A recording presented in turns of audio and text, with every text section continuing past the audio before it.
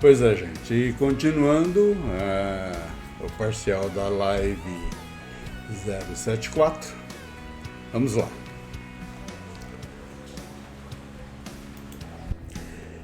Muito bem, aí daqui fiz uma sequência, eu falei para vocês que fiz a introdução aqui, né, com as missões, né? Eu li bastante lá a respeito, ouvi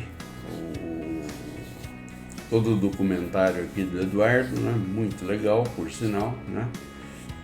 E a gente está fazendo uma intercalação, sabe? Um pouco gosto muito dos artigos do Eduardo Bueno, mas tem outros artigos muito interessantes a respeito dos povos indígenas, né? Tanto é que, tanto sábado e domingo eu fiz com outros... a minha campainha... mas eu fiz com outros apresentadores, né, outros historiadores, e achei sensacional. E a gente vai voltar, a gente está fazendo essa mescla, né, mas o que a gente está tentando colocar é de uma forma cronológica, né, para que essa apresentação seja pelo menos interessante, tá? Mas falando das missões e a sua criação, né? Então, o padre Manuel da Nóbrega, né, vocês conhecem, né? Que fundou, junto com Anchieta, fundou São Paulo, né? Que veio de Salvador. Aí vai ter uma outra história muito legal do bispo Sardinha, e que o Manuel da Nóbrega estava junto com ele lá em Salvador. Aí aconteceu, tem toda uma história aí, o bispo Sardinha foi comido. Mas a gente vai falar sobre isso, tá? Não hoje, já num episódio seguinte. E foi antes de 1549, tá vendo? Porque essa criação das missões iniciou mais ou menos em 1549, que era o grande sonho, né, do jesuíta, o Manuel da Nóbrega. Bom, e por que? Bem, ele veio para São Paulo, né, para Piratininga, que era São Paulo, e junto com José de Anchieta. E ele veio de Salvador para fazer essa criação, e nesse sonho dele ele queria catequizar todos os indígenas, os jesuítas. É assim, os jesuítas trabalharam em toda a América ao comando de portugueses e espanhóis, mas sempre tinha uma interferência com o Vaticano. Então houve muitos conflitos de ideais entre o que os jesuítas pregavam e o que os portugueses queriam, o que os espanhóis queriam, que o Vaticano queria. Então, acompanhando essas apresentações que a gente tem feito aqui, vocês vão poder perceber isso daí, e é muito legal você ficar sabendo disso, né? Porque interessante, tem muitas situações que a gente vive hoje que você vai ver que já eram vividas anteriormente. Mas muito legal. Então, olha lá. E por que ele queria isso? Era a situação de catequizar, principalmente porque os índios que viviam nessa região daqui para o sul, né, uma parte do sul, eram os guaranis, né, e os carijós. E eles eram bem dóceis, era fácil de catequizá-los, né? E além de tudo, era uma mão de obra escrava. Bem ou mal, havia negociação em função de todos esses interesses que a gente citou: portugueses, espanhóis, Vaticano. Interessante, né? Não mudou nada. Então, eu estou tentando acompanhar as datas, tá? Em 1554, fundou São Paulo, né? 25 de janeiro, aliás, aniversário da minha mãe, né? e de um sobrinho muito querido, Davi, né? Os bandeirantes foram buscar 60 mil carijós, que os carijós eram esses índios dóceis, né?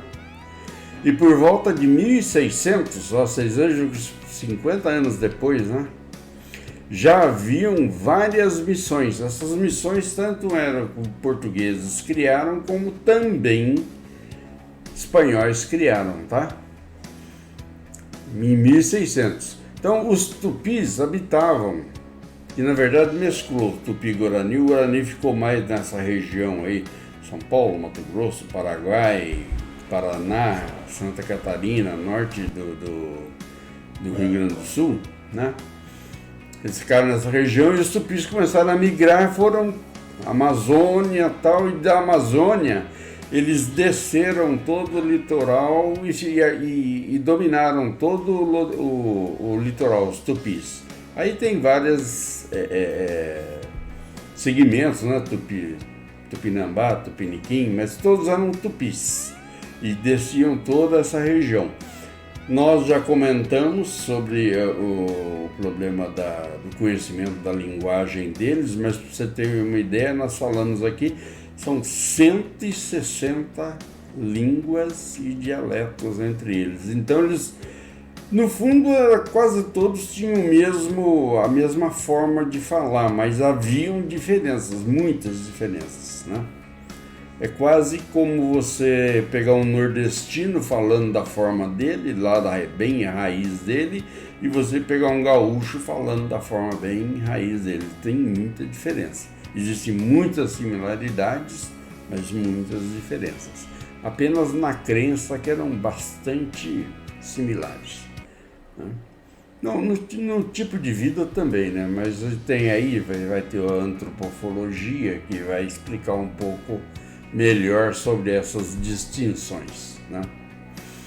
Mas então, voltando lá, os tupis habitavam da Amazônia em toda a costa até Santa Catarina, né? Lembra que eu falei para vocês que eles não vão até lá embaixo, onde daí para baixo era a nação Carijó, os dóceis. Mas lá no sul mesmo já tinha outras nações, os minuanos. A gente vai falar sobre isso talvez já amanhã, na próxima apresentação, tá? Na verdade, minuanos é mais na região do Uruguai. No Rio Grande do Sul, também no Uruguai, tinha os charruas, que é o domínio das missões, né, como aconteceram, né? Então, na verdade, o que os jesuítas queriam é fazer as reduções. Por que redução? Os índios eram muito distintos, muito separados. Então eles queriam agrupar tudo isso para poder fazer a catequese, né? Então, na verdade, né, reduções ou agrupamento, por isso que eu falo, ele reduzir, juntar todos, agrupar, né? É porque os guaranis, que eram mais ou menos, se somando tanto guaranis como tupis, dá 1 milhão de índios. Era muito indígena, 1 milhão, né? Para mais. E então, como eles eram muitos dispersos, a ideia era fazer a catequese, mas através de missões. E nós vamos entrar nesse assunto amanhã, tá? Aqui nós estamos falando sobre a criação, vocês vão ver aqui, ouvindo esse documentário do Eduardo, mas amanhã a gente vai dar uma prorrogação nessa situação, nessa apresentação, né? Então, olha lá, dispersos os índios, né, em regiões a oeste, o gaúcho até a Amazônia, principalmente no Mato Grosso do Sul, né? E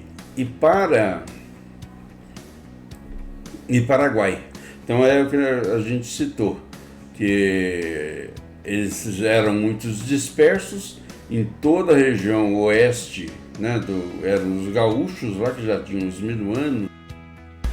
Na verdade, é margeando todo o Rio Paraná. O Rio Paraná vem lá de Minas, né? De Minas, Goiás, ele vem descendo, faz a divisão de São Paulo e Mato Grosso e também com o Paraguai, né? Então toda essa região era a região dos Guaranis, etc. Até o Amazonas, que daí eram os tupis que migraram, né? Mas no caso dos Guaranis, né, porque eles queriam catequizar, era mais essa região, Mato Grosso, Paraguai, Paraná, estado de São Paulo, a região ali, tudo em volta do Pantanal e o Rio Paraná, né? Que ele vai descendo, né? Depois se encontra com o Rio Uruguai, tudo. Então essa região tinha muito indígena, né? E vocês vão ver no comentário de amanhã como é que começou a ter esse problema. Gente, talvez ultrapasse o tempo, aí qualquer coisa, já desde o início eu peço para vocês, caso não consigam ver na íntegra a publicação, nós lá teremos no portal da OP, lá no YouTube e também no Facebook, na nossa apresentação. Serem criadas e como foram criadas, né, dando complementação a esse assunto aqui, a sua criação, as missões. E depois também vocês vão ver como que isso foi dizimado, que foi logo amanhã nós vamos fazer a continuação da criação das missões e depois de amanhã a gente já vai falar sobre a guerra guaranítica. Porque, gente, eu estou falando aqui, mas eu fico entusiasmado, porque o assunto é muito interessante, sabe? A forma com que veio ocorrendo. Para mim, muitas coisas eram desconhecidas, tá? Mas eu estou adorando saber disso, né?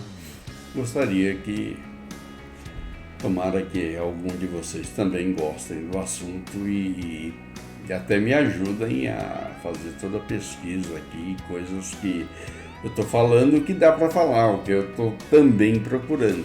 Mas se tiver mais coisas interessantes ligadas a esse assunto, né? O nosso gentil, muito legal, tá? Então, beleza. Então é o de hoje, né? Já deixei no topo da página a nossa última lição, a 16. Bem, isso aí, gente. Terminamos a continuação da live 74. Passaremos a próxima assim que tudo isso estiver liberado. Provavelmente amanhã a gente já está fazendo alguma coisa. Até lá, PT, saudações, um grande abraço. Obrigado pela atenção. Tchau.